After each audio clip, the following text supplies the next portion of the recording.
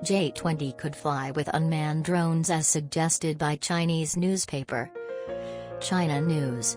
The People's Liberation Army Air Force is experimenting with manned-unmanned teaming with its J-20 fifth-generation stealth fighter jet.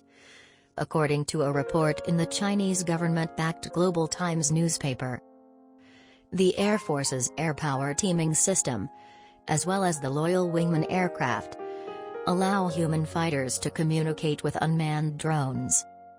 Onboard computer processing may collect and arrange incoming information from unmanned systems, such as video, still pictures, or electronic warfare data, considerably enhancing operating efficiency and multiplying mission possibilities.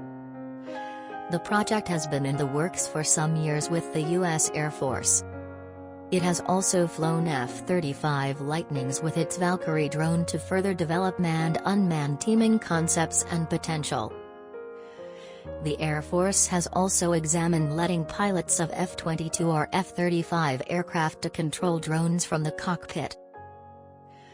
Weapons designers recognized an opportunity to lessen the danger of manned aircraft by allowing them to operate drones to test enemy air defenses, blanket an area with reconnaissance, and even fire weapons when ordered by a person.